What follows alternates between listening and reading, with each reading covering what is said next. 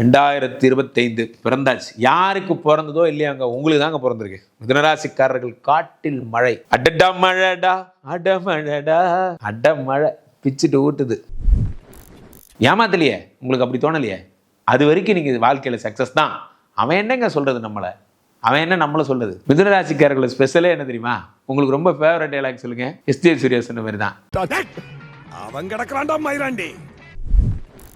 Love marriage பண்ணி வைக்க போறார். முதல் திருமணம் ப்ராப்ளம், ரெண்டாவது திருமணம் இல்ல உண்ணாது. அடியே அழகே, ஏன் அழகே அடியே பேசாம. போதும் ஸ்டாப் பண்ணுங்க, போய் பேசுங்க போங்க. சட்டம் தன் கடமையை செய்யும். 3ஆம் வீட்டில் இருக்கக்கூடிய கேது பகவான் சகோதரர்கள் இருந்தால் பிரித்து விடும்.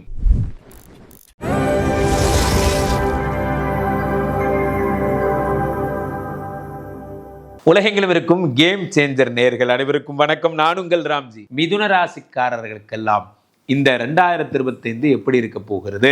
2025 பிறந்தாச்சு. யாருக்கு பிறந்ததோ இல்லையாங்க, உங்களுக்கு தாங்க பிறந்திருக்கு. மிதுனராசிக்காரர்கள் காட்டில் மழை. அடடா மழைடா, அடமழடா, அடமழை பிச்சுட்டு ஊட்டுது. நிஜமா சார், சீரியஸா சொல்றேன். உங்க ஜாதகத்துல இதுக்கு மேல ஒரு நல்ல நேரம் வரணும்னா அப்படி ஒரு வாழ்க்கையே கிடையாது. எல்லாமே நல்ல நேரமாவே இருக்கு. ஒரு மனிதனுக்கு எல்லாமேவா நல்ல நேரமா இருக்கும்?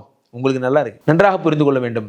மிதுனராசிக்காரர்கள் பிறந்ததிலிருந்து கொடிது வறுமை கொடிது. அதனினும் கொடித இளமையில் வறுமை, அதனினும் கொடிது ஆற்றொணா நோய், அதனினும் கொடிது அன்பிலா பெண்டிர், அதனினும் கொடிது அவர் கையால் உண்ணுதல் தாமே. ஔவையார் சொன்ன வார்த்தை. வறுமை தான் உலகத்துல கொடிய நோய்.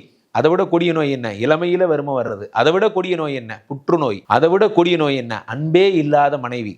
அதை விட கொடிய நோய் அவங்க கையால சாப்பிடுறது. ஔவையார் சொன்னா. இப்போ மிதுனராசிக்காரர்களுக்கெல்லாம் என்ன ஏற்படுகிறதுனா, இது எல்லா ப்ராப்ளத்தையும் நீங்க அட்டன் பண்ணிருப்பீங்க. சின்ன வயசுல இருந்தே நிறைய கஷ்டப்பட்டிருப்பீங்க, அதுவும் உங்களுக்கு வந்திருக்கும். அதுக்கப்புறம் முதல் திருமணம் ப்ராப்ளம் ஆகி 2வது திருமணம் வந்துடும், அதுவும் அனுபவிச்சிருப்பீங்க.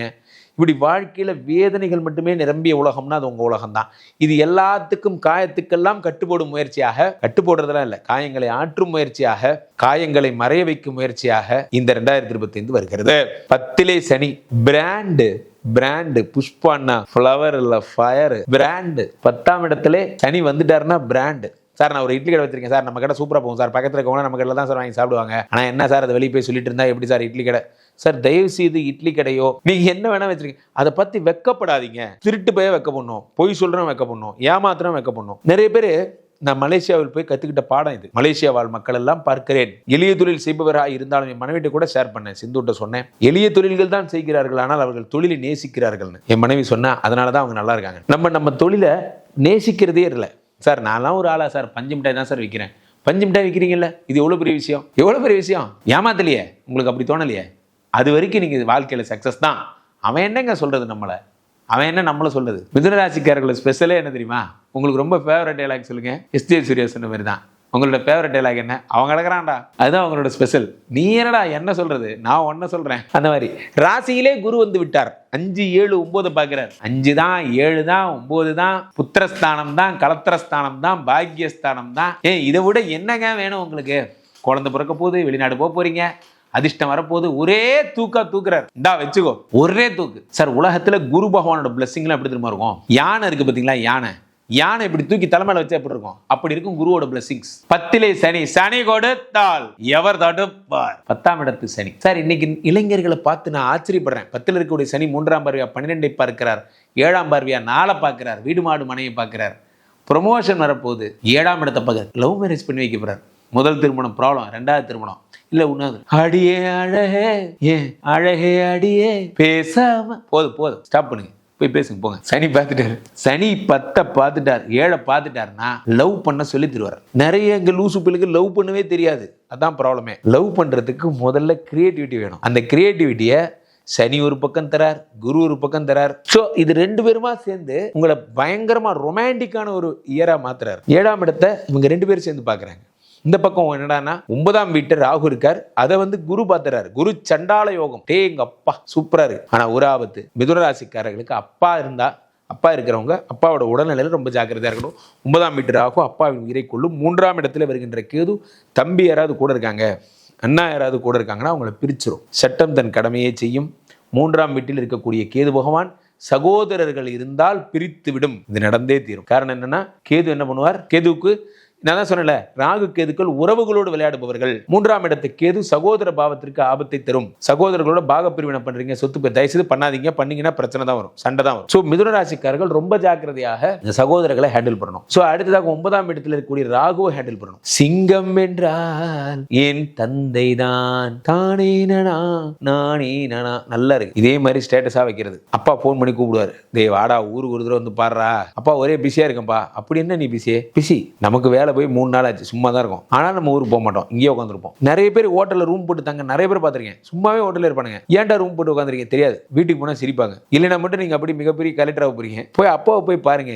9ஆம் வீட்டில் இருக்கக்கூடிய ராகு பகவான் பலன்களை அள்ளித்தரப் போகிறார். எந்த உறவையெல்லாம் விட்டு நீங்கள் விலகி விலகி செல்கிறீர்களோ, விலகி விலகி தனித்திருக்கிறோ, அந்த உறவு இல்லாமல் போய்விடும். Human psychology. பிரிவு வாழ பழக்கி கொடுத்து விடும். பிரிவு சொல்லி கொடுத்துரும்.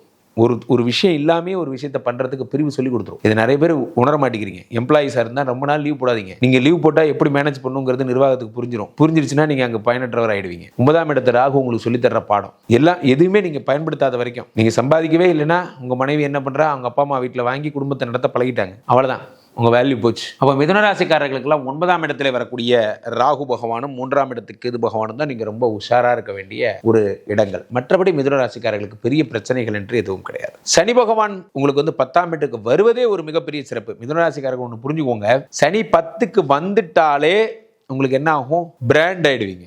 Brand sir. இன்றைய இளைஞர்களுடைய திங்கிங்லாம் பார்த்தீங்கன்னா எனக்கே ஆச்சரியமா இருக்கு. என்னென்னமோ கடை பேர்லாம் வைக்கிறாங்க, என்னென்னமோ பேர். ஆமா இது எங்க அப்பா வீட்டு ரோடு தான் அப்படின்னு பேர் வைக்கிறாங்க. என்னென்னமோ பேர். தொடர்ந்து வா தொட்டு விடாதே, பின்னாடி காரு பின்னாடி எழுதி வைக்கிறாங்க.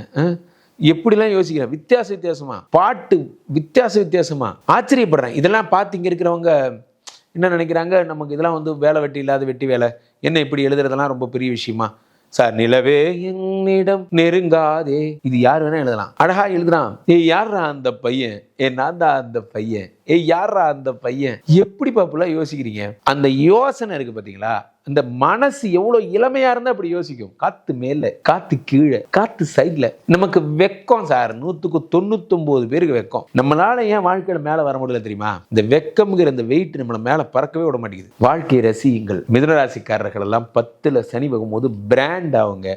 இளமையான திங்கிங்ஸ் தான் பிராண்டை கூட்டிட்டு வரும். இளமையா யோசிக்கிறோம், இளமையா பாருங்க. மனது இளமையாக இருப்பவர்களுக்கு உறுப்புகளும் சரி மனதும் சரி மூப்பதே இல்லை, வியாதியே வராது. எப்பவும் இளமையா இருக்கிறவங்களுக்கு எந்த பிரச்சனையும் வராது. காரணம் என்னன்னா 10ஆம் இடத்து சனி உங்களை பிராண்ட் பண்றாரு. அதனால பிராண்ட் அவங்க. திரும்பவும் சொல்றேன், மிதுனராசிக்காரங்கெல்லாம் ஃப்ளவர் இல்ல ஃபயர். கீழே போயிட்டு ஃப்ளவர் இல்ல ஃபயர். மிதுனராசிக்காரர்களுக்கு 100க்கு 200 மார்க். கீழே போயிட்டு இந்த 2 நம்பரை கூப்பிடுங்க, உங்களுடைய சொந்த ஜாதகத்தை பார்த்துக் கொள்ளுங்கள். உலக புகழ் வாய்ந்த நமது ஸ்ரீமடம் இந்தியா இப்பொழுது ஸ்ரீமடம் மலேசியாவிலே பெனாங் நகரிலே வந்திருக்கிறது. எப்போ பேரா, கிளாங், கோலாலம்பூர், பெனாங் போன்ற நகரங்களில் இருப்பவர்கள் எல்லாம் என்னை வந்து புக் பண்ணிக்கோங்க. வாரம் வருகிறேன். கிளாங்ல ஐஸ் அடிக்கு தான் வரேன். அங்கேயே வந்து நேரடியாக மக்களை சந்திக்கிறேன். நீங்க டைரக்ட் கன்சல்டேஷன் எடுத்துக்கோங்க. வாரம் உங்களுடைய வீட்டுக்கே வந்து விஷ்ணுமாயா ஹோமங்கள் எல்லாம் செய்து தருகிறேன். மீண்டும் நல்ல பதிவில் சந்திப்போம். நன்றி, வணக்கம்.